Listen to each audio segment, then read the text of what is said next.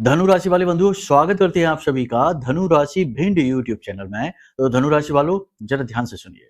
आने वाले 5 से 7 दिन आपके जीवन में थोड़े भारी हैं। हो सकती हैं 3 नकारात्मक घटनाएं, ये आपके जीवन को बुरी तरीके से प्रभावित करेंगी, तहस नहस करेंगी। जी हाँ, आपके जीवन को 100% प्रभावित करने का दम रखती हैं ये 3 बड़ी नकारात्मक घटनाएं। इनके बारे में जान लीजिए। कोई आपको नहीं बताएगा। आपको लगेगा कि हम नकारात्मक बातें ज्यादा करते हैं, लेकिन जीवन नकारात्मकता से पूरी तरह से परिपूर्ण है। ऐसे में मीठी गोली देकर या यूं कहें कि चाशनी भरी मीठी मीठी बातें करके हम आपको बहका भी सकते हैं, लेकिन फायदा क्या है? ज्योतिष का ये नियम नहीं है। ज्योतिष कहता है कि जो है सो है, स्पष्ट तौर पर लोगों को बताइए, सच है झूठ है। इसीलिए ज्योतिष, पुराने जमाने में जो ज्योतिषाचार्य हुआ करते थे, किसी बालक की अल्पायु होने पर स्पष्ट कह दिया करते थे कि यह अल्पायु है। कैसा हो कि उसको झूठ बोल दें कि यह तो बहुत दीर्घायु है, चिंता न करिए, और उसकी असमय इस संसार से जाना हो जाए, तो ये तो झूठ होगा ना। एक तो विद्या के साथ धोखा, और दूसरा कि उस व्यक्ति के साथ धोखा जो विश्वास के साथ आया। तो यही कार्य हम कर रहे हैं। 3 बड़ी घटनाओं के बारे में बताएंगे। देखिए, बुध जो है वो बकरी हो चुके हैं। कर्क राशि में बुध का बकरी होना ठीक नहीं है। ये परेशानियां उत्पन्न करता है, बाधा कारक होता है, मन विचलित कर देता है, क्योंकि कर्क राशि चंद्रमा की राशि है।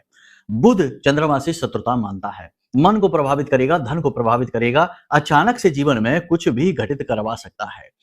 किस प्रकार की घटनाएं घटित होंगी, किस प्रकार का आचार व्यवहार और वातावरण आपके साथ रहने वाला है, सब कुछ खुलकर बताएंगे। साथ ही कार्यक्रम के अंत में बताएंगे एक ऐसा तिलक, एक ऐसी विधि और टीका जो आपको अपने माथे पर लगाना है।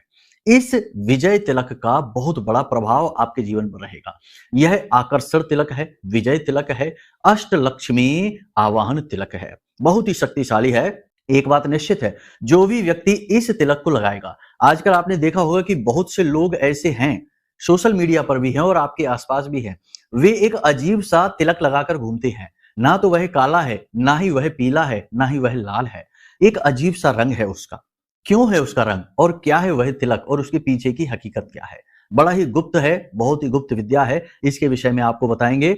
बहुत सारे लोगों ने हमसे इसके बारे में पूछा है कि गुरुजी, ये किस तरीके का तिलक है जो लोग लगाते हैं? कामयाब लोग लगाते हैं, या यूं कहें कि तिलक लगाने के बाद कामयाब होते चले जाते हैं, अड़चनों से, मुसीबतों से बाहर निकलते चले जाते हैं। तो हमने सोचा कि चलो आपको बताएंगे। तो कार्यक्रम के अंत में हम आपको उस तिलक के विषय में बताएंगे जो बड़ा ही चमत्कारी है, बड़ा ही शक्तिशाली है और जबरदस्त आकर्षण तिलक है। आप जो भी चाहेंगे वह चीज आपकी ओर आकर्षित होगी, चुंबक की तरह खींची चली आएगी। बस आपको इसे सही विधि विधान के साथ प्रयोग करना सीखना होगा। जी हाँ बंधुओं, बस आपको कार्यक्रम को अंत तक देखना है। 5 बड़ी भविष्यवाणियों के साथ, 3 अनिष्टकारी घटनाओं की पहले ही जानकारी के साथ, और एक अष्टलक्ष्मी आकर्षण तिलक के साथ यह कार्यक्रम बड़ा ही अद्भुत हो जाता है। इस कार्यक्रम को देखने वाले के जीवन में कुछ हो या ना हो, लेकिन एक बात की गारंटी है कि वह आ रही मुसीबत को रास्ते से ही वापस लौटा पाएगा। दूसरा कि वह कुछ ऐसा अद्भुत गुप्त सीख कर जाएगा जिसे यदि उसने अपने जीवन में उतार लिया तो उसके आसपास की ऊर्जाएं जो है, उसके देवी देवता हैं, उसकी पूजा पाठ अनुष्ठान के जो कर्म हैं, पुण्य कर्म हैं, वे प्रतिफल देना शुरू कर देंगे। जी हाँ, क्योंकि वह अपनी नकारात्मकता को काटने में सक्षम रहेगा। जी हाँ, तो ये चीजें जरूर काम करेंगी। आप बस इन्हें ठंडे दिमाग से समझिए, जीवन में उतारिए और भाव बनाकर रखिए। ठीक है, सावन का पवित्र महीना चल रहा है। भोलेनाथ ने चाहा, महामाई ने चाहा तो जीवन अद्भुत ढंग से बदलेगा, इस बात की गारंटी है। बहुत ही अच्छे संकेत आ रहे हैं, बहुत ही अच्छे संदेश आ रहे हैं। लोग हमारे यहाँ फोन करते हैं, मैसेज करते हैं, जो उपाय विधियां हम बता रहे हैं, लोग बड़े मनोभाव के साथ उन्हें अपने जीवन में उतार रहे हैं और उनके चमत्कारी परिणाम भी उन्हें प्राप्त होते जा रहे हैं, तो बड़े खुश हैं, इसलिए खुशी में फोन करते हैं। धन्यवाद के लिए हम कहते हैं धन्यवाद महामाई को करो, हमें ना करो, हम तो छोटे से निमित्त मात्र हैं, एक कीड़े मकोड़े जैसी हैसियत रखते हैं। महामाई ही हैं जो सब कुछ आपके जीवन में करवा रही हैं, आपको विवश कर रही हैं कि इन चीजों को जीवन में लेकर आओ, क्योंकि इन्हीं से आपका उद्धार होना है। ये दवाइयां जैसी होती हैं। ठीक है, तो उम्मीद करते हैं सारी बातें आप समझ रहे हैं। कार्यक्रम में अंत तक जरूर ठहरेंगे। तो चलिए, महामाई को याद करते हुए, भोलेनाथ को याद करते हुए कार्यक्रम की शुरुआत करते हैं। कमेंट बॉक्स में पूरे भक्ति भाव के साथ लिख डालिए, जय मां बगलामुखी कृपा करो, जय मां भद्रकाली कृपा करो, जय भोलेनाथ। जी हाँ, अवश्य लिखिए। भाव यदि मन में और गहरा है महामाई के लिए तो कमेंट बॉक्स में ये भी लिखना कि मैं भी महामाई के परिवार का हिस्सा हूं। माई के परिवार का हिस्सा बनना बहुत ही सौभाग्य की बात है और ये सौभाग्य आज आपको खुद चलकर दरवाजे पर आया है, मिल रहा है। इसे जाने नहीं देना है, ठीक है? चलिए अब अपने मूल विषय को शुरू करते हैं। प्यारे मित्रों, हमारे अत्यंत प्रिय और परम पूज्य अमिताचार्य जी के पास माँ बगलामुखी और माँ भद्रकाली की साधनाओं का वर्षों का अनुभव है और माता रानी की इनके ऊपर पूर्ण कृपा और सिद्धि है। आचार्य जी ने अपने सटीक कुंडली विश्लेषण और श्रेष्ठतम उपायों के माध्यम से हजारों लोगों के जीवन को खुशियों से भरा है। आचार्य जी का कुंडली विश्लेषण और उपाय करवाने का तरीका इतना अद्भुत है कि जीवन के हर एक दुख और कष्ट का कारण जड़ से ही समाप्त हो जाता है। फिर समस्या चाहे जैसी भी हो, कर्जा बहुत बढ़ गया हो, व्यापार चल नहीं रहा हो, बीमारियों में आप बर्बाद हो चुके हो, रिश्तों में प्रेम समाप्त हो चुका हो, या फिर नौकरी ही ना मिल रही हो, विवाह में देरी होती हो, कैसी भी समस्या हो, इन समस्याओं का कारण क्या है, कौन सी महादशा परेशान कर रही है, कौन सा दोष लगा हुआ है, सब कुछ आचार्य जी इतना सटीक बताते हैं कि वर्षों वर्ष के दुख कुछ ही दिनों में समाप्त हो जाते हैं। अगर आपके जीवन में भी कोई ऐसी संकट की घड़ी है तो यही सही समय है जब आप पूज्य आचार्य जी के हाथों से अपनी कुंडली का विश्लेषण करवाएं और वर्षों से चल रहे दुखों और संकटों के इस चक्र से बाहर निकल जाए। प्यारे मित्रों, अभी वीडियो में दिए गए नंबरों पर फोन करिए और अपनी कुंडली का श्रेष्ठतम आकलन करवा डालिए। जिंदगी बदलने का ये सबसे बड़ा मौका हाथ से मत जाने दीजिएगा।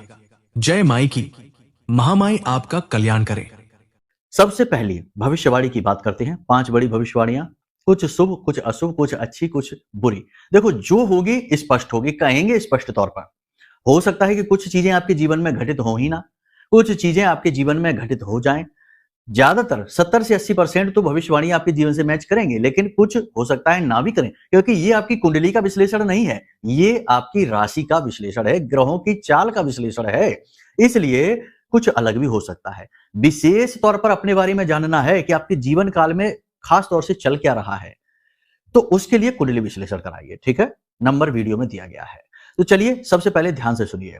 देखो, स्थिति कैसी रहेगी? स्थिति ऐसी रहेगी अगले 5 से 7 दिनों में कि आप बाहर से तो शांत दिखाई देंगे, मुस्कुराते हुए दिखाई देंगे, बिल्कुल ही कूल, एकदम ठंडे दिखेंगे, लेकिन अंदर घमासान होगा, मन में द्वंद्व होगा, किसी बात को लेकर विचारों में उथल पुथल मची होगी, मन अशांत रहेगा। बाहर से आप ठंडे दिखाई देंगे, अंदर से आपका मन खौल रहा होगा, विचारों की भाग दौड़ लगी होगी, कुछ जोड़ रहे होंगे, कुछ घटा रहे होंगे, कुछ योजनाएं बना रहे होंगे, कुछ लेन देन के बारे में विचार कर रहे होंगे, कर्जा कैसे चुकाए इसके विषय में, व्यापार कैसे बढ़ाएं इसके विषय में, धर्म आध्यात्म में कैसे जाएं इसके विषय में, कुछ ना कुछ चलता रहेगा मन में। तो कहने का मतलब यह है कि आप दिखेंगे जैसे वैसे अंदर से नहीं। दूसरा कि आप किसी काम पर फोकस नहीं कर पाएंगे। जी हाँ, इसका बुरा प्रभाव आपके जीवन पर पड़ेगा, आपके काम पर पड़ेगा। मन कहीं और, तन कहीं और की स्थिति में आप रहेंगे। ये स्थिति अच्छी नहीं है। किम कर्तव्य विमूढ़म की स्थिति है, ये आपके जीवन की बाधक होगी। इससे बाहर निकलने का प्रयास करें, ठीक है? पहली चीज तो ये। दूसरा, कर्ज लेने वाले लोग आपको परेशान करेंगे। जी हाँ, कर्जा परेशान करेगा। लोग फोन करेंगे अगले 5 से 7 दिनों में, फोन करेंगे, टोकेंगे, रोकेंगे, लांछन लगाएंगे, आरोप लगाएंगे। कर्जा न चुका पाने की वजह से आपको पीड़ा होगी, कष्ट होगा। हालांकि आप अपने दिमाग में गणित खूब लगा रहे हैं कि इसे कैसे चुकाएंगे, क्या करेंगे, क्या नहीं करेंगे, लेकिन समय सीमा से बाहर जा चुके हैं, इसलिए लांछन लगेंगे, इसलिए पीड़ाएं बढ़ेंगी, दबाव बढ़ेगा और इस वजह से आप थोड़े से मन से दुखी रहेंगे और मन खराब भी रहेगा। होना ही चाहिए क्योंकि स्थिति ही ऐसी है, दुर्भाग्य ने ऐसी स्थिति में लाकर खड़ा किया, लेकिन कोई बात नहीं, आप इनसे बहुत जल्दी बाहर निकलेंगे, ठीक है? तीसरी, नौकरी करते हैं तो कार्यस्थल पर किसी प्रकार की गलती करेंगे, कोई ऐसी गलती करेंगे जिससे उच्च अधिकारियों की डांट खानी पड़ेगी और जो आपके शत्रु हैं, जो आपके सहकर्मी हैं, उनमें ही आपके शत्रु छुपे हैं, आपसे नफरत करने वाले लोग छुपे हैं, वे इस बात का लाभ उठा लेंगे। आपको नीचा देखना पड़ेगा। कहने का मतलब यह है कि मान सम्मान में कमी आ सकती है। हालांकि कार्यस्थल पर इसका बुरा प्रभाव नहीं रहेगा, लेकिन आपको खुद को अच्छा महसूस नहीं होगा, ये बात है। तो थोड़ा सा अलर्ट रहिए, काम पर फोकस करिए। हमने पहले ही कहा है कि ऐसा रहेगा कि मन काम में नहीं लगेगा, एक जगह फोकस नहीं बनेगा। एक अजीब सा मन में द्वंद्व बना रहेगा, जिसकी वजह से फोकस की काबिलियत कम हो जाएगी। ठीक है, तो इस पर थोड़ा सा ध्यान देने की जरूरत है। देखो, जो बातें हम आपको बता रहे हैं, ये बातें आपके जीवन काल में घटित हो रही हैं। अब जरूरत है कि किस प्रकार से इनसे हम लड़ें, इन्हें हैंडल करें और इनसे बाहर निकले। आजीवन तो इस प्रकार की स्थिति में रह नहीं सकते, तो वही हम आपको समझा रहे हैं। अपने मन पर नियंत्रण रखिए। जिन कार्यों को आप कर सकते हैं, जो आपकी सीमा में हैं, आपके काबू में है, केवल उनके बारे में विचार करिए। आपकी सीमा से बाहर की चीजें हैं, उन चीजों पर से अपना ध्यान, अपना फोकस हटा दीजिए। वे केवल और केवल आपको परेशान करने के लिए आ रही हैं। ठीक है, समय आने पर उनका अपने आप समाधान होता चला जाएगा। अभी के लिए आज आपके सामने जो है, जैसा है, बस उसी चीज पर अपना ध्यान रखिए। ठीक है, अगली भविष्यवाणी ये है कि आपका अपना ही कोई एक ऐसा व्यक्ति है जो इस प्रकार की भाषा शैली, इस प्रकार के कठोर शब्दों का प्रयोग करेगा जो आपके दिल को चुभेंगे।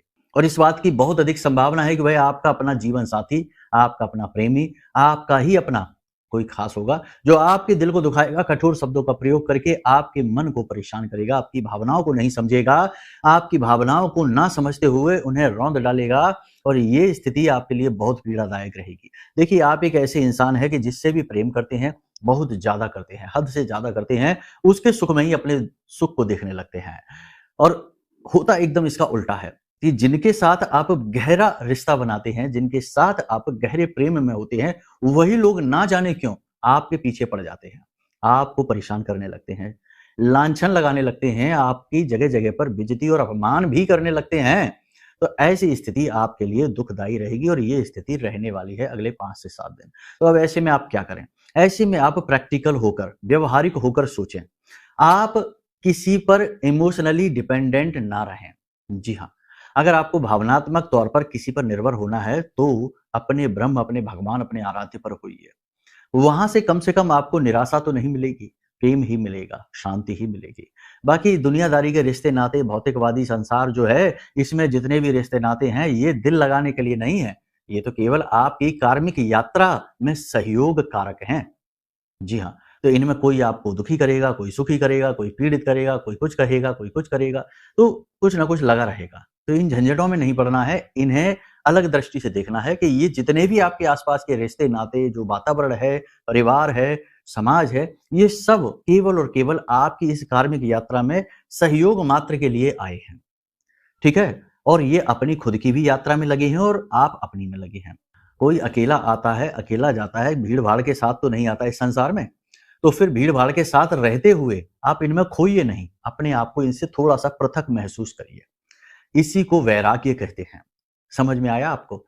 ये भाव बहुत आवश्यक है सुख चैन से जीने के लिए, क्योंकि इस संसार में कोई भी ऐसा व्यक्ति नहीं है जो पूर्ण रूप से सुखी हो या पूर्ण रूप से दुखी हो। इंसान अपने सुख और दुख का निर्माण खुद ही करता है, अपनी अज्ञानता के कारण, अपने जुड़ाव के कारण, अपने मोह के कारण।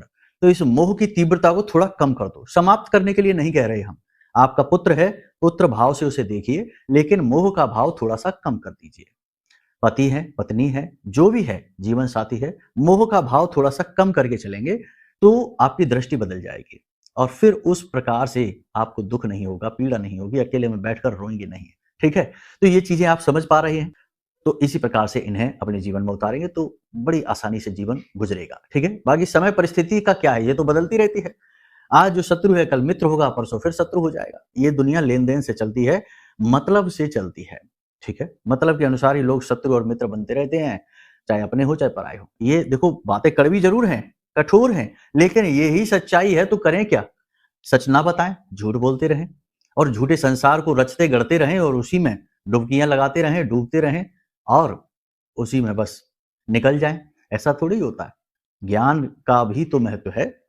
तो चलिए, यहाँ तक आपने समझ लिया। अपनों से ही आहत नहीं होना, अपनों से ही चोटिल नहीं होना है, मन में छोटी-छोटी बातों को नहीं लगाना है और मन में विचारों की अधिकता नहीं रखनी है। केवल उतने विचार रखिए जितनों की आवश्यकता है, बाकी भीड़-भाड़ को हटा दीजिए।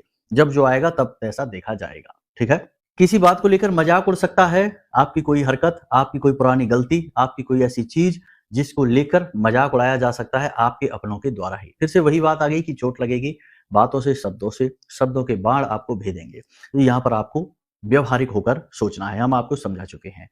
कुछ अच्छी घटनाएँ होंगी जिनके बारे में बात कर लेते हैं, जैसे कि कानूनी मामलों में आपको राहत मिलेगी।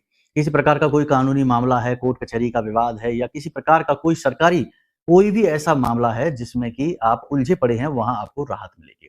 लेकिन स्वास्थ्य की दृष्टि से, यानी कि अचानक होने वाली घटना बंद नहीं होगी। कुछ ना कुछ अचानक ऐसी घटनाएं घटेंगी। कैसी? कि अचानक से आप फिसल सकते हैं, चोट लग सकती है, गिर सकते हैं कहीं से ऊंचे स्थान से, तो उससे भी चोट लग सकती है। वाहन आदि से भी छोटी मोटी दुर्घटना ही सही, दुर्घटनाग्रस्त हो सकते हैं। तो इसके लिए थोड़ा सा आपको संभल कर रहना। एक और खास बात आपको बता दें कि अगले 5 से 7 दिनों में अग्नि से भय है, थोड़ा संभल कर रहना है, ठीक है ना? थोड़ा बहुत ही सही, लेकिन जल सकते हैं, तो संभल कर रहने की आवश्यकता है। धर्म के प्रति आपका रुझान बढ़ेगा। पूजा पाठ अनुष्ठान करते दिखाई दे रहे हैं। उपाय, क्रियाएं, मंत्र जाप, पूजा पाठ अनुष्ठान करते दिखाई दे रहे हैं, ये तो बहुत अच्छी बात है। इसी से तो उद्धार होना है। यही तो आपके उत्थान का कारक बनेगा। तो ये भी करते आप दिखाई दे रहे हैं, जो कि बहुत अच्छी बात है। इसी के साथ-साथ आप अपने गुरु खुद बनेंगे। देखो, पहले तो दुखी, परेशान, व्यथित मन से, लेकिन फिर जब कहीं से कोई आस नहीं, तो अपने स्वयं के गुरु बन जाएंगे। खुद को समझाएंगे, खुद का मार्गदर्शन करेंगे, खुद को दुखों से, तकलीफ से बाहर निकालने का मार्ग खुद को ही सुझाएंगे। ठीक है? यानी स्वयं के गुरु खुद बनेंगे। ये एक विशेष बात, और ये विशेष गुण आपके अंदर है। आप परेशान बहुत हो जाते हैं, व्यथित हो जाते हैं, लेकिन फिर आप खुद को ही समझाकर, बुझाकर अपनी उस परिस्थिति से खुद को बाहर निकालते हैं, और वही कार्य आप करेंगे अगले 5 से 7 दिनों में।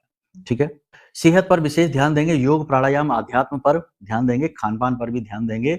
यात्राएं रह सकती हैं जिनकी वजह से थोड़ा बहुत स्वास्थ्य गड़बड़ हो सकता है, ज़्यादा कोई बड़ी परेशानी नहीं आएगी। हाँ, शरीर में दर्द, हल्का-फुल्का बुखार, ऊर्जा की कमी, थकान, ये सारी चीज़ें रह सकती हैं, शरीर में स्थूलता बढ़ेगी, ठीक है? लेकिन मनोबल की सहायता से आप स्थूलता से बाहर निकलेंगे, अपने काम को करेंगे। थोड़ा लेट-लपेट ज़रूर होगा, लेकिन कर ज़रूर लेंगे। ये इतनी बड़ी बात नहीं है जिसको हम डिस्कस करें। अब बात करते हैं 3 बड़ी घटनाओं के बारे में। सबसे पहली घटना, ध्यान से सुनिए, हमने अभी आपको बता दिया अग्नि से भय है। देखो, अभी बता दिया है, फिर से बता रहे हैं। क्यों बता रहे हैं? क्योंकि ये बड़ी घटना है। अग्नि से भय का मतलब है कि कितनी ही बड़ी भय, वैसे तो हमने कहा कि छोटा-मोटा हो सकता है, लेकिन ये तो मन को खुश करने वाली बात है। सच्ची बात तो ये है कि क्या पता कितनी, हाथ या उँगली या अंगूठा, कितना? तो ये आपको यहाँ पर अलर्ट रहना है, सतर्क रहना है, इस चक्कर में ही नहीं पड़ना है, ठीक है? जहाँ अग्नि है, जहाँ अग्नि से जुड़ा कार्य है, वहाँ से थोड़ा-सा दूरी बनाकर चलिए। समझदारी इसी में है, ठीक है? देखो, जो बात है वैसे ही बता रहे हैं आपको। कोई बहकाने वाली बात नहीं है, डराने वाली बात नहीं है। अगर कोई कहता है कि आगे संभल कर चलो, रास्ता खराब है, पुलिया टूटी हुई है, तो ये वो डरा नहीं रहा है, वो आपसे सही बात कह रहा है। नहीं मानेंगे तो फिर टूटी है पुलिया, जाके सीधे, समझ रहे हैं ना आप हमारी बात? तो फिर ये बातें सुनने में कड़वी लगती हैं, लोगों को मीठा-मीठा सुनने की आदत है। झूठ भले ही बना रहे, बस मीठा हो, ठीक है? ये समस्या है दुनिया की, क्या करें? हम तो सच कहेंगे, माई के सेवक हैं, माई की सेवा करते हैं, सत्य का साथ देते हैं, सत्य ही बोलते हैं। समस्या ये है कि इस कलयुग में सत्य रूखा-सूखा कड़वा हो गया, सुंदर भी नहीं रहा, ये समस्या है। दुर्घटना का भय है, वाहन संभल कर चलाना है, स्थिति लंबे समय से ऐसी ही बनी है, अभी भी बनी है। वाहन संभल कर चलाना है, ना चलाएं, ज्यादा बेहतर रहेगा अगले 5 से 7 दिनों में, ठीक है? शत्रु भय है, शत्रु परेशान करेगा, शत्रु प्रबल होगा, कार्यों में सफल होगा, परेशान करेगा। तो आपको क्या करना है? 3-4 तरीके से सावधानी रखनी है। किसी के घर जाकर भोजन नहीं करना है, किसी के द्वारा दी गई चीज का को खाना नहीं है, पहनना नहीं है, धारण नहीं करना है। दूसरों की चीजों से कुल मिलाकर दूरी बनानी है, दूसरों से थोड़ा सा दूरी बनानी है, ताकि कोई तंत्र मंत्र ना कर सके, कोई नकारात्मक ऊर्जा ना आपकी तरफ भेज सके, ताकि कोई किसी प्रकार की साजिश षड्यंत्र ना रच सके, क्योंकि आप हैं भोले भाले इंसान, आप नहीं समझते ये टेढ़ी मेढ़ी उल्टी सीधी दावपेच वाली बातें, ठीक है? आप तब समझते हैं जब आपके साथ ये घटित हो जाती है, तब आपको समझ में आता है कि क्या घटित हो गया, आप कैसे बच सकते थे। लेकिन वो बुद्धि भगवान ने आपको दी नहीं है टेकड़मबाजी वाली, आपको बुद्धि भगवान ने सीधी सरल दी है, इसलिए आपको दुख ज्यादा है, कठिनाइयां ज्यादा हैं। खैर, कोई बात नहीं है, भगवान आपके साथ हैं। अब बात करते हैं उस उपाय की जिसके बारे में हमने कार्यक्रम की शुरुआत में ही आपको बताया था। बहुत ही खास, बहुत ही बढ़िया उपाय है, इसे करके जरूर देखना। 7 दिनों के अंदर अंदर रिजल्ट आपको मिलने शुरू हो जाएंगे।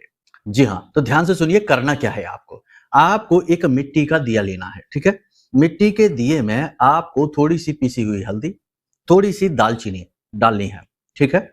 अब आपको इस सामग्री में थोड़ा सा इत्र डालना है, और इत्र कैसा डलेगा? इत्र 5 प्रकार का होना चाहिए। ये 5 प्रकार का इत्र आप इसमें डालेंगे और इसे घोलेंगे और इसमें थोड़ा सा गंगा जल भी मिलाएंगे। ठीक है, कैसे करेंगे आप, कौन कौन से वो इत्र हैं, इत्र का आप नाम ध्यान से समझ लीजिए। गुलाब, बेला, चंदन, चंपा और नाग चंपा, ये 5 प्रकार का इत्र है। इसको मिला लेंगे, 2-2 बूंदे डाल देंगे और इसे मिलाकर एक मिश्रण तैयार करेंगे। अब जब भी आप घर से बाहर निकलेंगे तो इस चीज से, यानी ये जो आपने सामग्री बनाई है, इससे अपने माथे पर अपनी इस जो आपकी अनामिका उंगली है, इस उंगली से आपको टीका लगाना है।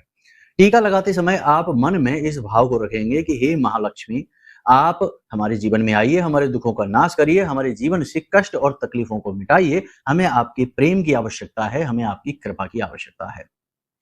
इस प्रकार से आपको मन में भाव रखना है और मन ही मन आपको इस मंत्र को भी बोलना है। देखो, भाव तो आपके मन में रहेगा, उसे तो आप बोलेंगे नहीं, लेकिन आप इस मंत्र को बोल सकते हैं, उच्चारण भी कर सकते हैं। 3 से 5 बार बोलेंगे, उतने में ही काम हो जाएगा। मंत्र बहुत ही शक्तिशाली है, पहले भी हमने आपको बताया है, बहुत ही सरल भी है। ध्यान से सुनिए। ओम ह्लीम क्लीम श्रीम नमः। इसमें 3 देवियों का जो है ना सम्मिश्रण है, बहुत ही शक्तिशाली है ये मंत्र। माँ बगलामुखी का, माँ काली का और महालक्ष्मी का। तो आपको इस मंत्र को बोलते हुए इस टीके को लगाना है और बेधड़क होकर घर से बाहर निकल जाइए। अगर आपके अंदर पॉजिटिव ऊर्जा बहुत ज्यादा है, यानी आप सकारात्मक हैं, उल्टे सीधे कार्य नहीं करते हैं, यानी कि व्यसनी नहीं हैं, शुद्ध शाकाहारी भोजन करते हैं, साधारण जीवन जीते हैं, तो पहले ही दिन से आपको इसका प्रभाव दिखाई देगा। लोग आपसे प्रभावित होने लगेंगे, धन आपकी ओर आकर्षित होने लगेगा, बिगड़े काम आपके बनने शुरू हो जाएंगे। और यदि आप अपनी आदतों में धीरे धीरे सुधार लेकर आ रहे हैं तो 3 से 5 दिनों में आपको इसका फर्क दिखाई देगा। शर्त केवल इतनी सी है कि आपको इसका दुरुपयोग नहीं करना है। कहने का मतलब यह है कि आप एक तरफ तो गलत कार्य करते रहें, जैसे कि ब्याज का व्यवसाय करते रहें, नकारात्मक कार्य करते रहें, लोगों को दुख तकलीफ पहुंचाते रहें, और दूसरी तरफ आप ये तिलक लगाकर घूमें, इससे काम नहीं बनेगा, इससे तो बात बिगड़ ही जाएगी। महिलाओं का अपमान नहीं करना है और उल्टी सीधी चीजों का सेवन नहीं करना है। इतनी सी बस सावधानी है। अपने व्यवहार को शांत रखिए, अपने शब्दों पर पूरा नियंत्रण रखिए, अब शब्दों का भूलकर भी प्रयोग नहीं करना है। इस सामग्री को जिसे आप बनाएंगे, इसमें इत्र आपको खाली एक बार डालना है। बाद में जब ये सूख जाए, क्योंकि सूखेगी ही, हल्दी है, तो आप इसमें पुनः गंगा जल डालकर इसे नया ताजा बना लें। और इस सामग्री को आपको रखना है अपने पूजा घर में उत्तर दिशा में। उत्तर दिशा जो है वो अवसरों की दिशा होती है, धन के आगमन की दिशा होती है, खुशियों के आगमन की दिशा होती है, वहां आपको ये रखना है। इसका ज्योतिषीय विधान बहुत बड़ा है, हम समझाएंगे तो कार्यक्रम बहुत लंबा हो जाएगा, लेकिन आप इसे करके देखिए, इसके प्रमाण ये उपाय खुद ही देगा। ठीक है, 5 से 7 दिन में इसका अंतर आपको महसूस होगा। बाकी हमने जो भविष्यवाणियां की है उनके अनुसार अपने जीवन को व्यवस्थित करिए, तो सावधानियां बताई हैं उन्हें जीवन में उतारिए, निश्चित तौर पर सकारात्मक बदलाव जीवन में आपके आएंगे। अब यदि कोई प्रश्न मन में उठे, ये अपनी कुंडली का ही विश्लेषण कराना है विशेष तौर पर, तो चिंता ना करिए, नंबर हमने वीडियो में दे रखे हैं, इन पर फोन करिए। छोटी सी दक्षिणा के साथ हम आपकी कुंडली का श्रेष्ठतम आकलन करके दे देंगे। समस्याएं क्या समस्याएं चल रही हैं इसे बता देंगे, और इनके समाधान क्या है ये भी आपको हम बता देंगे, और उसके बाद तो जीवन में सुख की धारा आएगी ही। ठीक है, तो चलिए बंधु, कार्यक्रम को यहीं विराम देते हैं। हमेशा हंसते रहिए, मुस्कुराते रहिए, सकारात्मक रहिए। महामाई पर अपनी आस्था और विश्वास जरूर बनाकर रखना, क्योंकि आपका उद्धार तो वहीं से होना है। तो प्रेम से बोलिए जय माई की। हमारे प्रिय और परम पूज्य आचार्य जी ने अपनी साधनाओं के अनुभवों पर आधारित शक्तिशाली उपाय और क्रियाओं के माध्यम से हजारों लोगों के जीवन को पूरी तरह से बदला है। आचार्य जी के द्वारा बताया गया हर एक उपाय इतना सटीक और कारगर होता है कि जो भी इसे पूरे भाव के साथ कर लेता है, उसे साक्षात महामाई की कृपा और आशीर्वाद प्राप्त हो जाती है। इसलिए निसंकोच इन उपायों को पूरे भाव के साथ करिए, आपका कल्याण होगा। जय माई की।